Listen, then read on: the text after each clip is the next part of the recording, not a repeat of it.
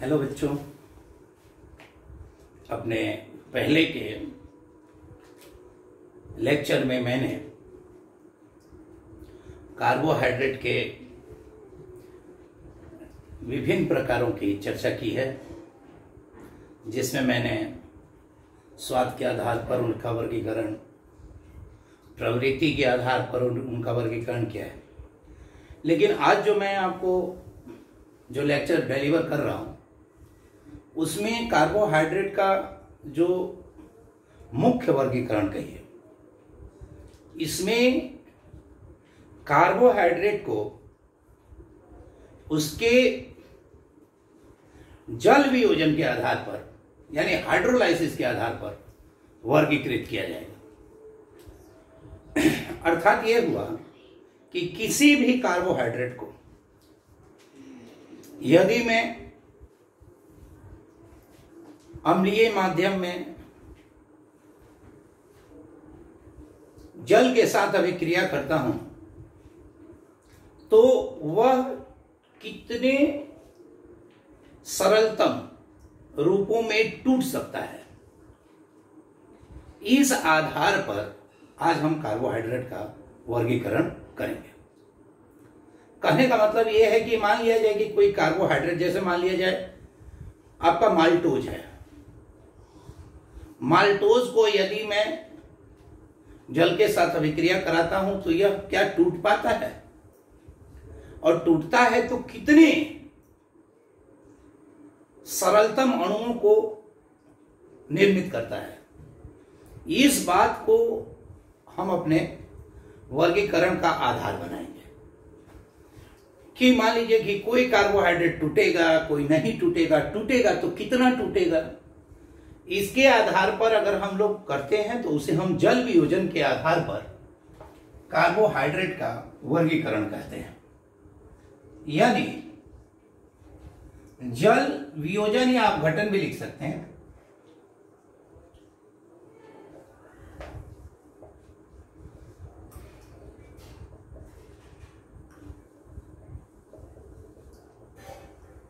Hydrolysis के आधार पर carbohydrate का कार्बोहाइड्रेट का वर्गीकरण।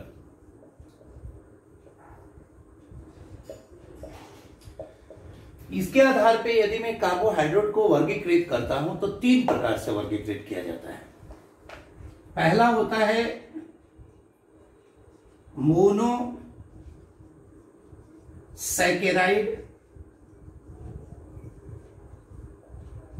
दूसरा होता है क्या बोलिए, ओलिगोसैकेराइड, ओलिगोसैकेराइड,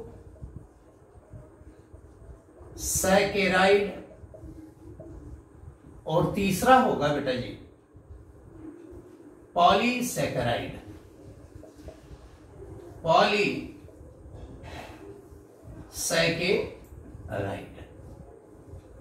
अब देखिए, एक होता है मोनोसैकेराइड, एक होता है ओलिगोसैकेराइड, और एक होता है पॉलीसैकेराइड।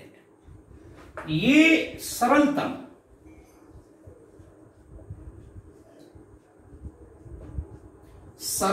संरचना है कार्बोहाइड्रेट का,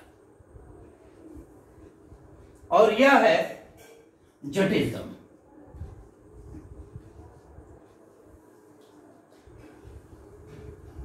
यानी ये मोस्ट कॉम्प्लेक्स, सबसे अधिक जटिल संरचना ये होगा और सबसे सरल संरचना ये होगा। ये आपका कार्बोहाइड्रेट का वर्गीकरण है। सबसे पहले हम लोग इसमें मोनोसैकेराइड लेंगे। जरा देखते हैं मोनोसैकेराइड के बारे में।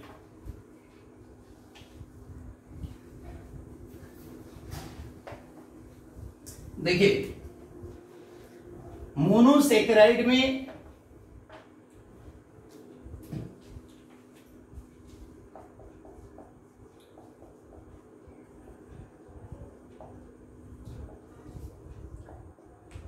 मोनोसैकेराइड वे कार्बोहाइड्रेट जिनका जल अपघटन संभव नहीं है।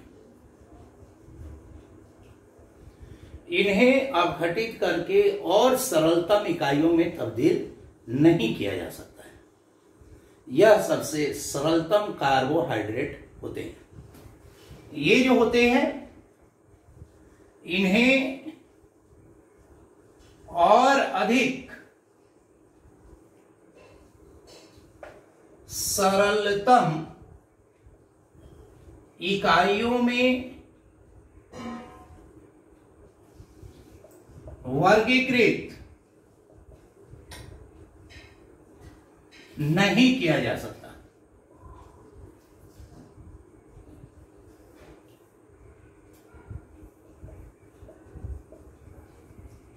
इन्हें और अधिक सरलतम इकाइयों में वर्गीकृत नहीं किया जा सकता है। देखिए बेटा, कार्बोहाइड्रेट का जो सामान्य सूत्र होता है, कार्बोहाइड्रेट का सामान्य सूत्र सभी जानते हैं, CH होता है और H2O का क्या होता है बेटा? Y होता है।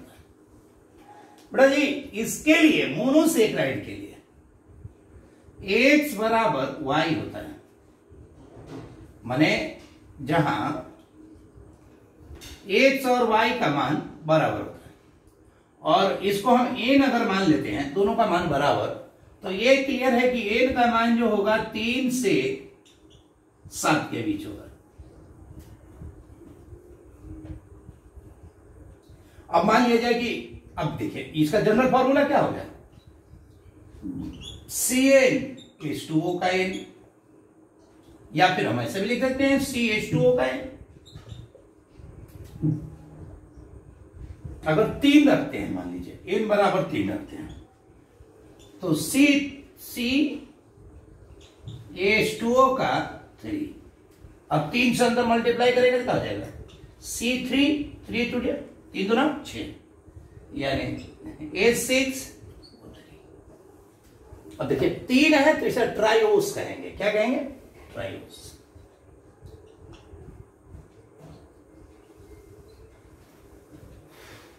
अगर मान लीजिए n का मान 4 रखते हैं, तो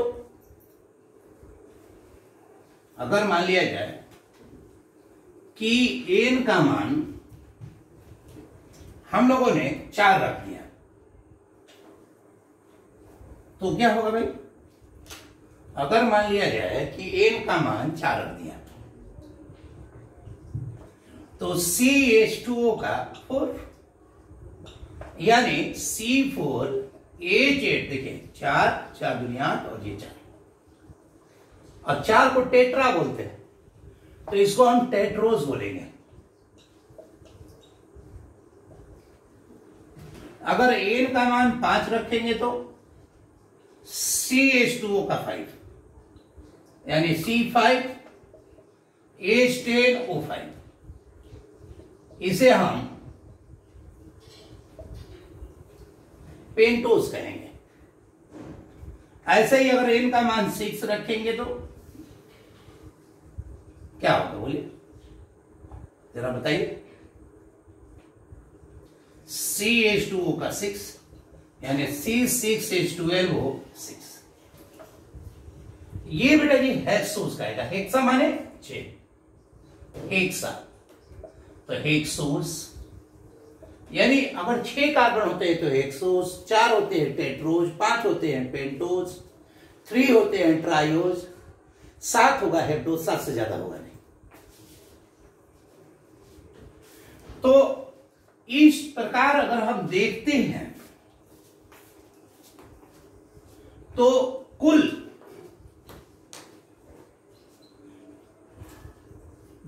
20 मोनोसेक्राइड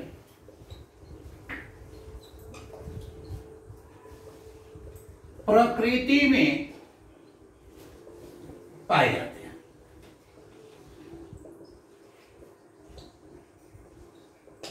कितने? 20। कुल 20 मोनोसेक्राइड प्रकृति में पाए जाते हैं। जैसे मैं आपको अगर बताऊं कि जैसे हेक्सोस की बात करें तो आपने सुना है ग्लूकोज का भी यही फॉर्मूला होता है,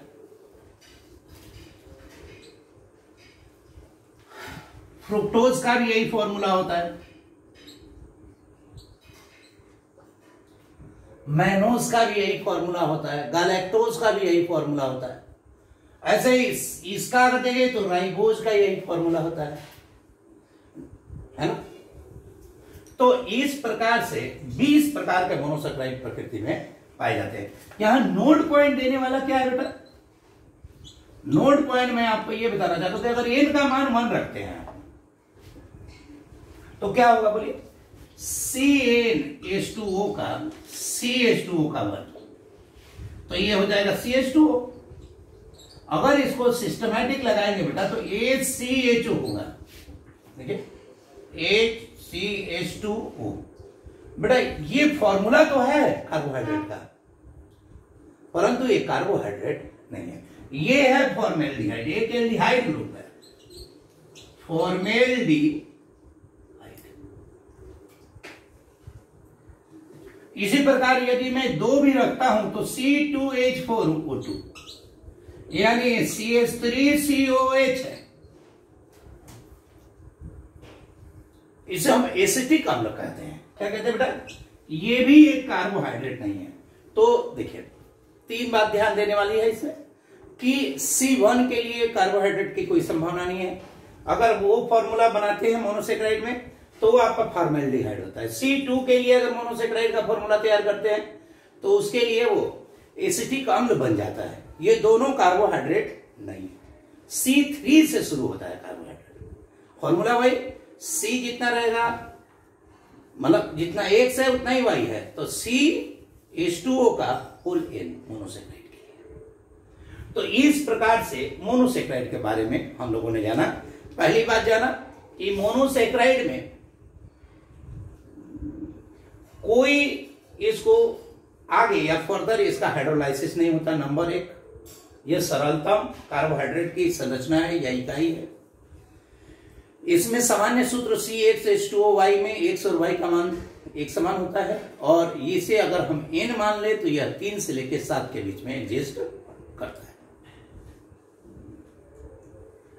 अब हम लोग ओलिगोसेक्राइड की ओर चलेंगे। देखिए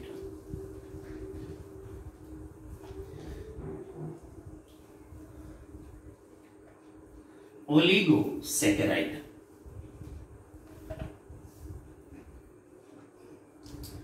ओलिगो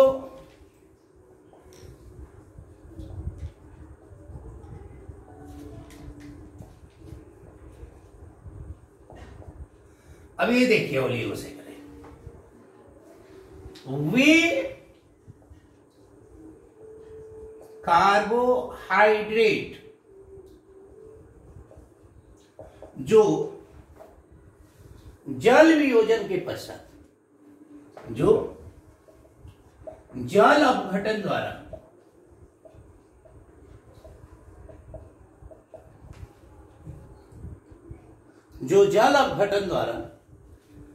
दो मोनोसैकेराइड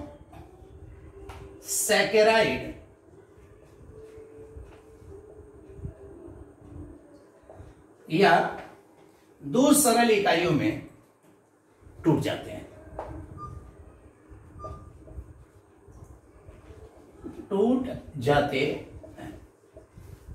दो मोनोसैकेराइड में टूट जाते हैं। मतलब ये हुआ ओलिगोसैकेराइड में केवल 2 नहीं बोलिए, 2 से लेके 10 तक, 2 से 10 मोनोसैकेराइड में टूट जाते हैं। केवल 2 मत लीजिए, 2 से 10। अब देखने की बात है कि अगर 2 मोनोसैकेराइड देता है मोनोसैकेराइड तो इसे डाइसैकेराइड कहेंगे।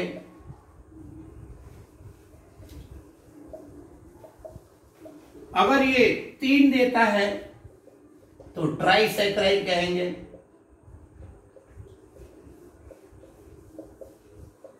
अगर ये 4 देता है तो भाई टेट्रासैकराइड कहेंगे।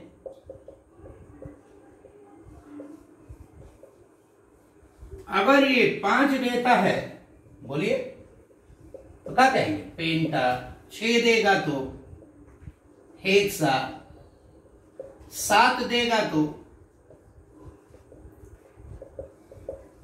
Hepta saccharide. 8 देगा तो ऑक्टा, नोना और डेकासेक्राइड। यानी ओलिगोसेक्राइड वे कार्बोहाइड्रेट होते हैं जो जल अपघटन द्वारा 2 से लेके 10 मोनोसेक्राइड का निर्माण करते हैं। अब देखिए, इसमें जो महत्वपूर्ण चीज है उस चीज को जरा सा देखा जाए। ओलिगोसेक्राइड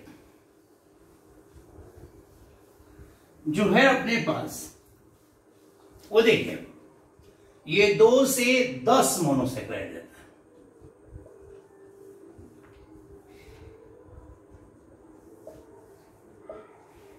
अब ये देखिए 2 से 10 मोनोसेक्राइड दिया।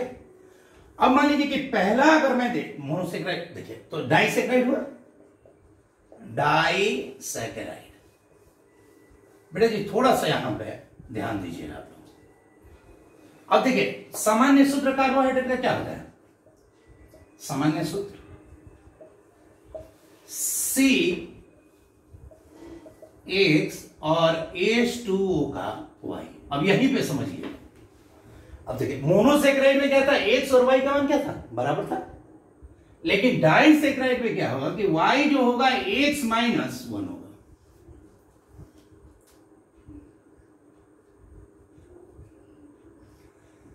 मतलब ये कि अगर मैं C12 लेता हूं, यानी X का मान 12 लेता हूं, तो ये क्या हो जाएगा? H2O का, अब देखिए Y का मान, यहां Y आना चाहिए। X का मान मैंने 12 लिया है, तो Y का मान जो लेना है वो 1 से 1 कम लेना है। तो 12 से 1 कम क्या होगा? यानी ये हो जाएगा C12, 11 दूना 22 O11। ये होगा डाइसेक्राइड। ये एक डाइसेक्राइड का फॉर्मूला है। मान लीजिए कि कोई कहे कि मेरे को सर 15 कार्बन का डाइसेक्राइड का सूत्र बनाइए।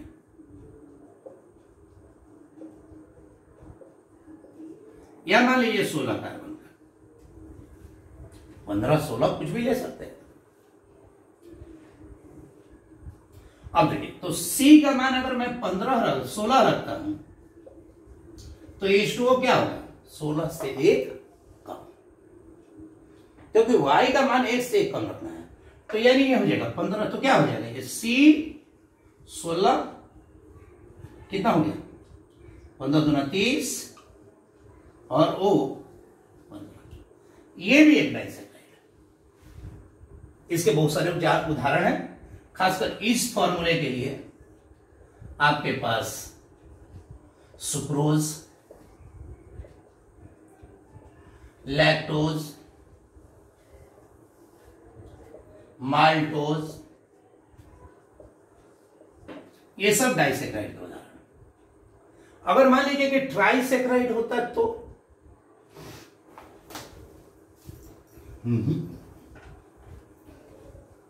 देखिए, अगर ट्राइसेक्राइड होता,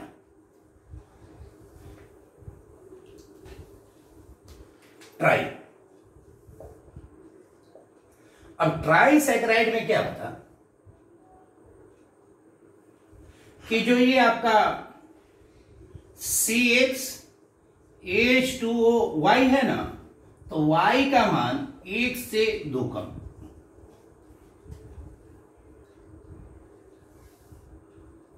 जैसे मान लीजिए C18 लेते हैं, तो आप देखिए X का मान 18 लिया है, तो Y का मान इससे 2 कम होना चाहिए। तो यह 18 है तो कितना होना चाहिए? 16। यानी ये हो जाएगा H2O का 16। तो कितना हो गया बेटा? C18 H 32 और O 16, ये ट्राइसेक्राइड है, ये रैफिनोज है।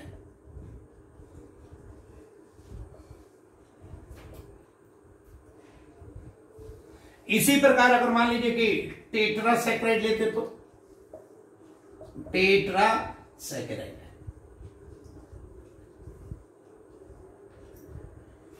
तो यहां पे Y का मान जो होगा 1 से 3 कम होगा। देखिए एक चीज ध्यान दे रहे हैं बेटा, मोनो में दोनों बराबर, डाई में 1 कम, ट्राई में 2 कम, टेट्रा में 3 कम, पेंटा में 4 कम, ओक्टा में कितना होगा? 7 कम होगा। मतलब जो सेक्राइड हो उसमें जो Y और X के बीच का डिफरेंस होगा उससे 1 कम होगा। अगर हेक्सा है तो Y और X के बीच में 5 का डिफरेंस होगा। अगर टेट्रा है तो कितने का कम होगा? टेट्रा माने 4 तो 3 का कम ही होगा। तो फॉर्मूला क्या होगा? मान लीजिए कि C24 लेते हैं तो H2 मतलब 24 में 3 का कम यानी 21, तो क्या हो जाएगा? C24 H 21 दूना 42 O 21, ये स्टैक्यूज है, स्टैक्यूज या स्टैच्यूज भी बोलते हैं इसको। तो इस प्रकार से डाइसेक्राइड की स्थिति बनती है। तो डाइसेक्राइड मतलब ओलिगोसेक्राइड की स्थिति बनती है। इसमें डाई है, ट्राई है, टेट्रा है, पेंटा है, हेक्सा है, हेप्टा है, नोना है, डेका है, तो सारी स्थिति बनती है। अगर मैं अब देखिए बेटा जी, अब मैं फाइनली आता हूं पॉलीसेक्राइड की तरफ। पॉलीसेक्राइड देखिए, पॉलीसेक्राइड माने वे कार्बोहाइड्रेट जो जल अपघटित या जल अपघटन के द्वारा 10 से अधिक मोनोसेक्राइड उत्पन्न करते हैं। माने ये जो होते हैं वे कार्बोहाइड्रेट जो जल अपघटन द्वारा 10 से अधिक मोनोसेकेराइड उत्पन्न करते हैं। अब ये देखिए, इनका उदाहरण बड़ा आसान है। स्टार्च है एक, तो इसे हम लोग मंड कहते हैं। एक है आपका सेलुलोज है, ये लकड़ी कागज वगैरह में, सूत वगैरह में पाया जाता है। और एक है ग्लाइकोजन। ग्लाइकोजन को प्राणी स्टार्च कहते हैं, चर्बी। एक डेक्स्ट्रिन भी होता है।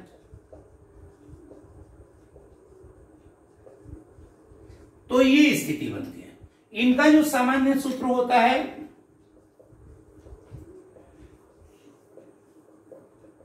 C6H10O5 का इन होता है। माने अगर मान लीजिए कि C6H10O5 ये एन है, इसमें NH2O को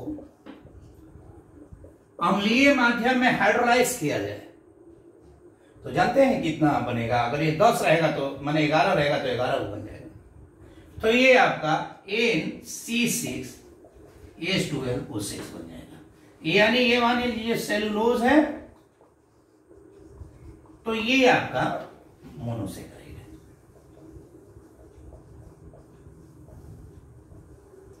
है। यहां 10 है और 2 12 और ये 5 और 1 6। जितना ये रहेगा, मतलब 12 रहेगा तो 12 लेंगे, 20 रहेगा 20 लेंगे, 100 रहेगा 100 लेंगे, जितना लेगा उतना ही लेना। तो ये आपका पॉलीसेकेराइड है। तो अभी तक के तीनों प्रकारों को जो हम लोगों ने देखा, उसमें हम लोगों ने ये देखा कि जो आपका मोनोसेक्राइड हो या ओलिगोसेक्राइड हो या पॉलीसेक्राइड हो, ये सब ही जल हाइड्रोलाइसिस के बाद कोई टूट रहा है, कोई नहीं टूट रहा है। अगर नहीं टूट रहा है तो मोनोसेक्राइड, अगर 2 से 10 तक टूट रहा है, दे रहा है टूटकर, तो ओलिगोसेक्राइड, उससे अधिक दे रहा है तो पॉलीसेक्राइड। एक बेटा फिर से मैं नोट पॉइंट दूंगा आपको, मतलब 2 ऐसे कार्बोहाइड्रेट हैं जो इसके सामान्य सूत्र का पालन नहीं करते हैं। एक तो है बेटा जी डीऑक्सी राइबोस, ये होता है C5H10O4, ये बेटा जी डीएनए में पाया जाता है।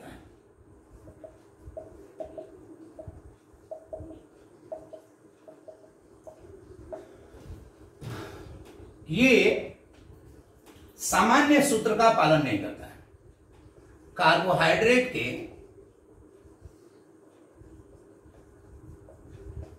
सामान्य सूत्र का पालन नहीं करता।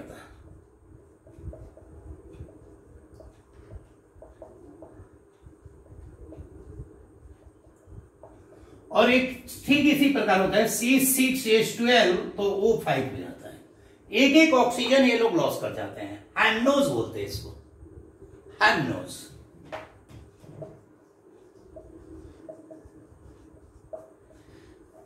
देखिए बेटा, इससे जुड़े हुए कुछ ऑब्जेक्टिव कंस्ट्रक्ट करते हैं, 3 प्रकार के आते हैं, और कोई ज्यादा नहीं है, केवल ध्यान देने लायक है। अब तुरंत ही सीख जाएंगे बेटा। देखिए, सबसे पहली चीज, क्वेश्चन ये आता है कि मान लीजिए कि दे देगा कि जैसे एक तो डाइसेक्राइड है C12H22O11। अब ये देखिए, ये 3 है। अगर ये सुक्रोज है तो ये चीनी में पाया जाता है, इसे केन शुगर बोलते हैं।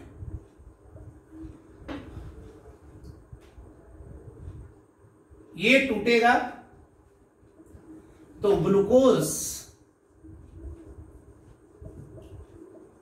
और फ्रुक्टोज देगा। अगर मान लीजिए कि अगर ये अनाज में पाया जाता है, ये चीनी में है, चीनी गन्ना मीठे पदार्थों में, अगर ये अनाजों में पाया जाता है जिसे माल्टोज कहते हैं, यानी इसे मंड शर्करा कहते हैं। अगर इसे लेंगे तो ये ग्लूकोज और ग्लूकोज देगा। और अगर मैं लैक्टोज लूं,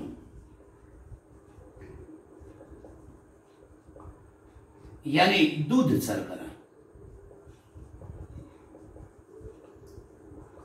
तो ये आपका ग्लूकोज तो देगा ही, प्लस में गालैक्टोज देगा। ये देखिए, इसी प्रकार ये डाई का है, डाइसैकराइड का। अब इसके लिए क्या होना चाहिए, देखिए C12H22O11। अब ये देखिए, ये x का मान है और ये कितने का, y का मान है। दोनों में कितने का अंतर है, 1 का अंतर है। तो जितना अंतर है उतना ही वाटर मॉलिक्यूल यूज करना है। तो यहां पे एक H2O लीजिए और यहां अम्लीय माध्यम क्रिएट कीजिए और सीधे आप C6H12O6 और C6H12O6। अब कुछ भी हो सकता है, ग्लूकोज भी ये है, गैलेक्टोज का भी यही फॉर्मूला है, फ्रुक्टोज का भी यही फॉर्मूला है। आंतरिक रूप से संरचनाएं विभिन्न हो सकती हैं, उसकी चर्चा आगे के लेक्चर में की जाएगी, लेकिन ये इसकी स्थिति है। ऐसे ही मैं आपको ये बताना चाहता हूं कि अगर मान लीजिए कि ट्राइसेकेराइड होता है, ट्राइसेकेराइड, जैसे C18 लिया था, लिए थे, तो C18 लेंगे, ट्राई है, तो ये X का मान हुआ ना जी, तो Y का मान क्या होगा, ट्राई है 3, तो 2, 1 कम, तो यानी ये H माने 16 होना चाहिए, 18 है तो 16, तो H 32 और वो 16। अब ये देखिए Y का मान है। अब मैं कितना वाटर लूं, इन दोनों में कितने का अंतर है, 2 का, तो 2H2 ले लीजिए, 2H2। और फिर इसको अगर एसिडिक हाइड्रोलाइसिस करेंगे तो 3 मोनोसेकेराइड बनेगा, जैसे C6H12O6, C6H12O6 और C6H12O6। अब ये देखिए यहां पे तीनों बन जाएगा, ग्लूकोज भी बनेगा, फ्रुक्टोज भी बनेगा और गैलेक्टोज भी बनेगा, यानी ये ग्लूकोज, फ्रुक्टोज और गैलेक्टोज। और इसका नाम क्या बताया था मैंने, रैफिनोज। इसका नाम क्या बताया था, रैफिनोज। यानी ट्राइसेकेराइड लेंगे तो 2 H2O चाहिए। अच्छा, टेट्रा में कितना H2O चाहिए, 3, पेंटा में 4। X और Y के बीच में जितने अंकों का अंतर रहेगा उतना ही वाटर मॉलिक्यूल की आवश्यकता उसके अपचयन के लिए पड़ती है। ये बात। अब चलिए मैं एक और सूत्र आपको बता रहा हूं कि टेट्रासेकेराइड पे बात करते हैं। स्टैक्यूज था ना, तो स्टैक्यूज को मैं लेता हूं। देखिए तो स्टैक्यूज कैसे लिया आपने, C24 है।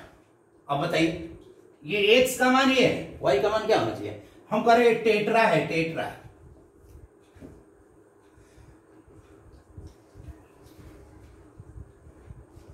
टेट्रासेकेराइड है, टेट्रा मान इससे 1 कम, यानी 3 का अंतर होना चाहिए।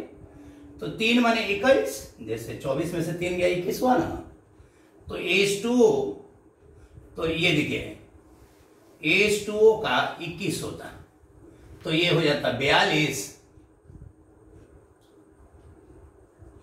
और ये हो जाता 21, यानी H42O11। अब देखिए 21, अब ये Y है। अब बताइए कितना H2O लेना चाहिए, इन दोनों का अंतर कितना है, 3। जब 3 अंतर है तो 3 H2O लीजिए। अब 3 H2O लेंगे तो यहां 4 मोनोसेकेराइड बनेगा। क्यों भाई, क्योंकि ये टेट्रासेकेराइड है। तो ये हो जाएगा C6H12O6, C6H12O6, C6H12O6, C6H12O6। Glucose, fructose, galactose और मैनोज, ये देखिए ये 4 बनेगा। इसी प्रकार से अब कोई हमको जैसे क्वेश्चन ये आस्क करता है कि C40 वाला हमको पेंटासेकेराइड बनाइए, C40 हो और पेंटासेकेराइड।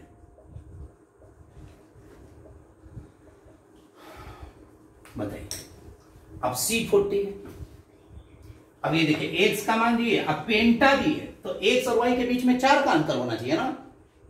तो C तो 40 लिख दिया मैंने।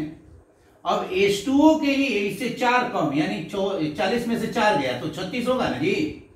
तो 36 गुना 72, यानी C40 H72 और वो 36।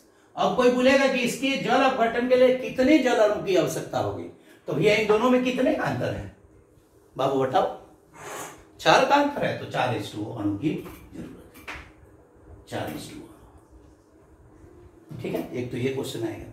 कभी कभी ये पूछ देता है कि जैसे मान लीजिए कि C50, H 90, वो 45, ये कौन सा सैकराइड है बताइए? X का मान कितना है बेटा? 50। Y का मान कितना है बेटा? Y का मान है 45। तो अब Y बराबर था X माइनस N।